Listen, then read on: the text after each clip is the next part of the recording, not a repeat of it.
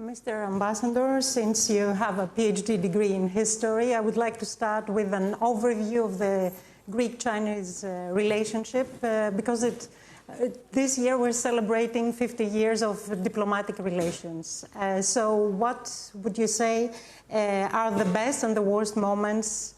Are we in a midlife crisis, or is everything fine? What would you say? So at the very beginning, I just wish to thank President Tomokos of the Delphi Economic Forum for this forum's increasing interest in China topics and China-Greece relations. So as two Asian civilizations, China and Greece enjoy a long history of friendship. The two peoples respect and admire each other. So on June 5th, 1972, China and Greece established diplomatic relations, which opened a new year for our friendship.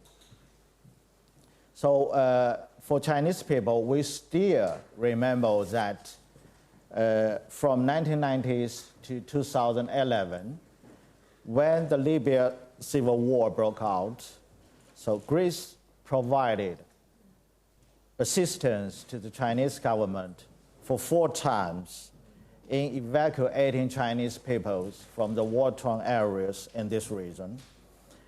And when Greece was faced with the debt crisis, China rendered sincere support, and the two sides jointly studied the bilateral BRI cooperation, which helped the Piraeus port recover to prosperity.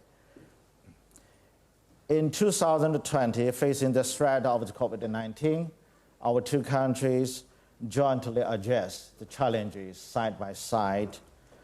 So all of this vividly demonstrated what a friend in need is a friend indeed means.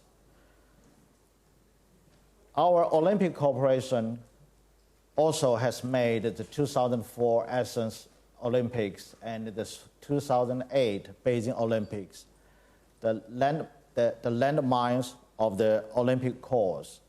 So there are so many beautiful moments in China-Greece relations. We are always looking forward for the next beautiful moment in the future. So you avoided describing the worst moments of our relationship. But if I ask you about today, what are the main achievements and the biggest problems? I would make a guess that it's Costco and Costco, the biggest achievement, the largest investment, but also a frozen investment, not expanding at all for a period of time. What do you think? Is it a problem by now? Greece is the crossroad of the overland and maritime Silk Roads, and is a natural partner for the construction of the BRI. The port of Piraeus as an exemplary project of international cooperation under the Belt and the Road Initiative has become a symbol of mutual benefit and win-win cooperation. So at present, the annual container throughput of this port has soared from 880,000 TEUs to 7.2 million TEUs, and its global ranking has risen from 93rd at that time to 26 in 2021. It has already become the largest port in the Mediterranean region. So as Greece looks to become the gateway for the Eastern Asian countries to enter Europe, the role of the port of Piraeus is irreplaceable. Sure, when we are making progress, no surprisingly, we are also facing some challenges and difficulties ahead.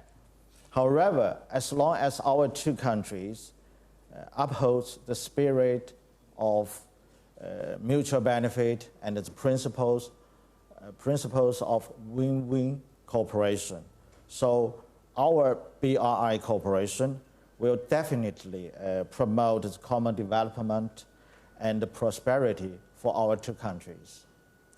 I know you have a round table after that, so I guess you will go into more detail about the problems of the Piraeus port with my colleague Elias Bellos. The recent EU-China summit was a rather frosty one. European Commission President Ursula von der Leyen said the two sides had clearly opposing views and mentioned human rights violations by the Muslim minority, by China against the Muslim minority in Xinjiang. While China made clear it does not want Brussels to coordinate its China strategy with Washington. What is your take on the EU-China relations right now? During the 23rd China-EU summit meeting, the leaders of China and the EU had a long and in-depth communication. So the two sides agreed to hold high-level dialogues after the summit on the economic and the trade, environment and the climate, and as well as the peoples-to-peoples exchanges to achieve the needed results. So under the current circumstances, dialogue and cooperation remains the mainstream of the China-EU relations, and the mutual benefit is still the keynote of China-EU cooperation.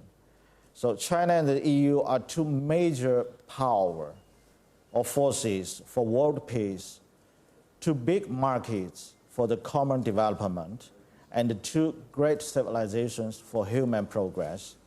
So the two sides share extensive common interests and a solid foundation for future cooperation. China has always viewed its relation with the EU from a strategic and a long-term perspective.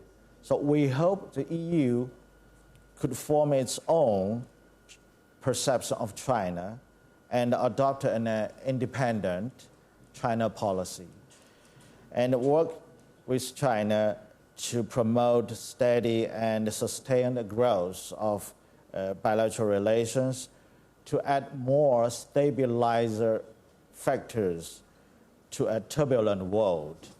So, and by the way, the China relations does not handling vacuum, and we must defend them from distraction of the third party as much as possible.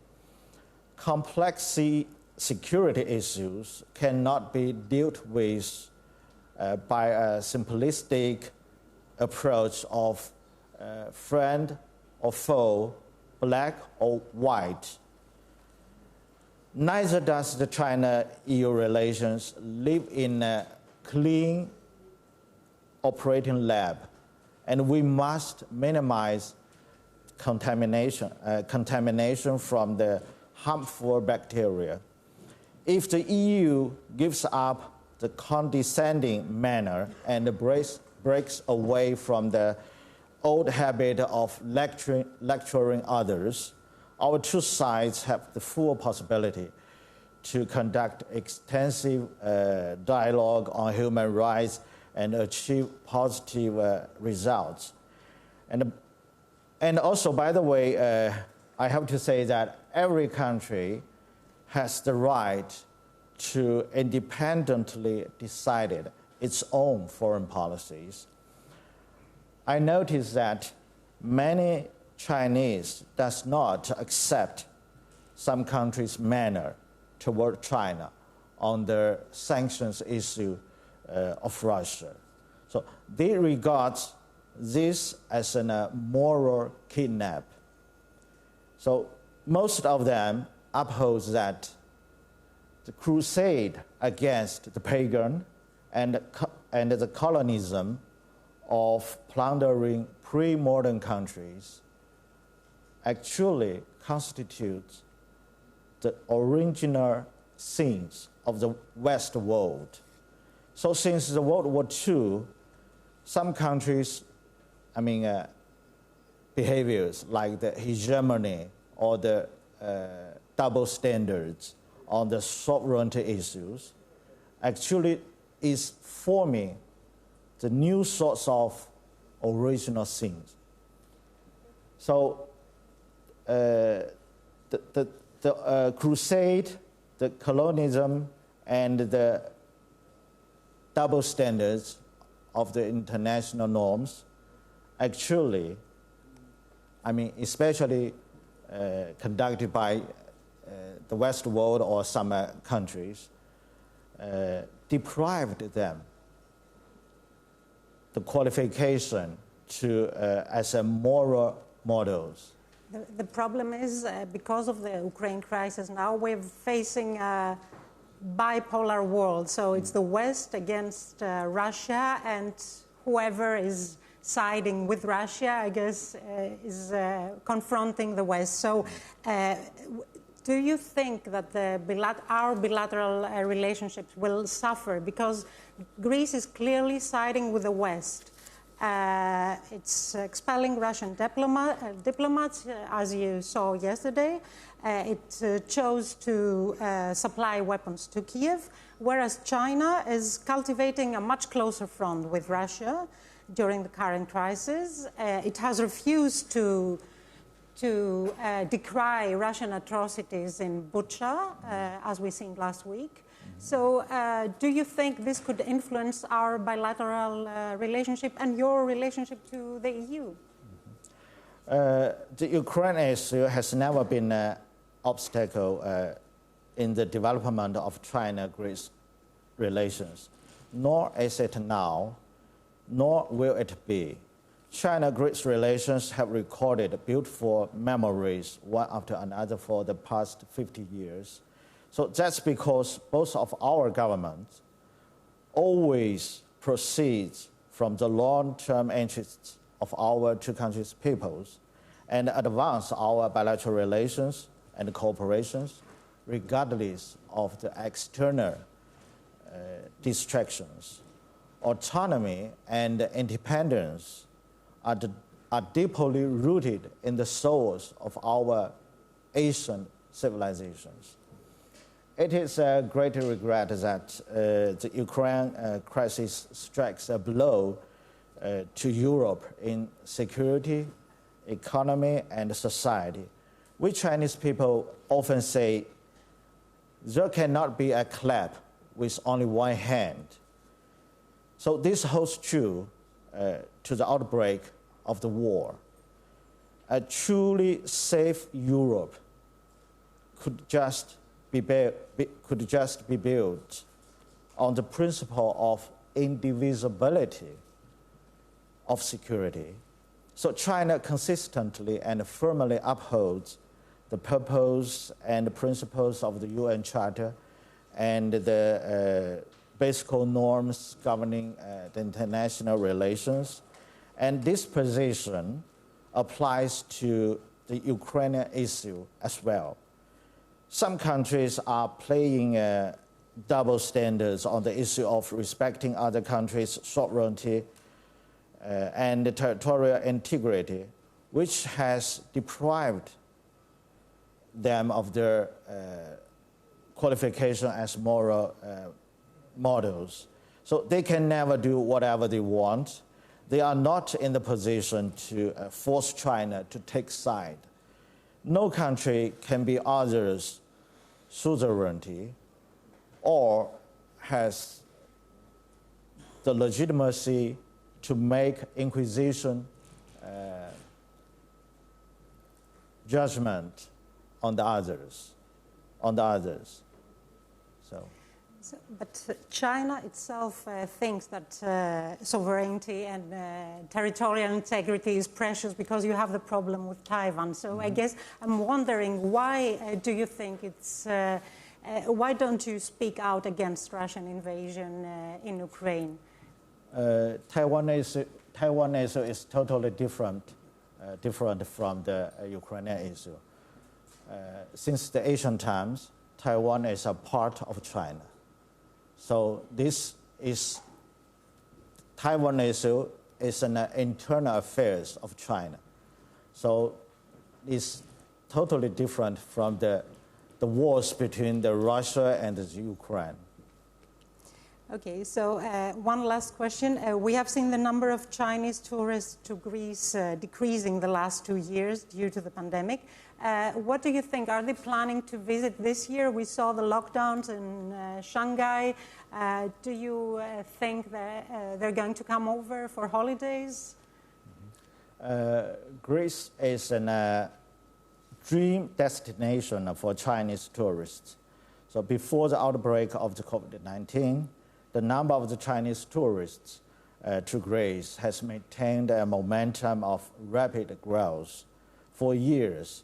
And as far as I know, at that time, several airlines had planned to open more direct flights between our two countries.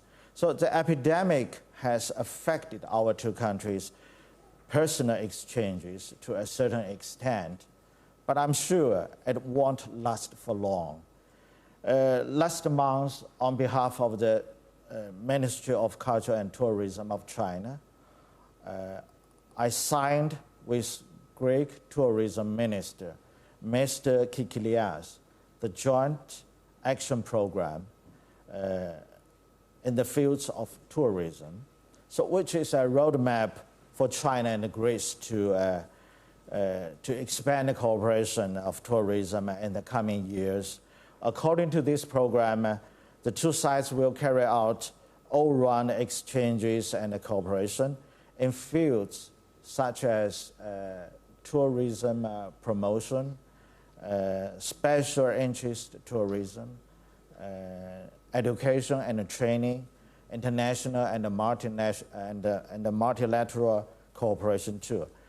China has a middle class of 400 million population, and it will become the biggest destination country and origin country for the tourists around the world in the next few years. So I have the full confidence in the prospect of the tourism cooperation between our two countries in the post-COVID times.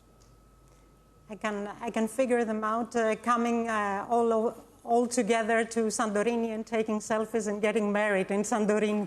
Hope so. So thank you very much for that chat. Thank you.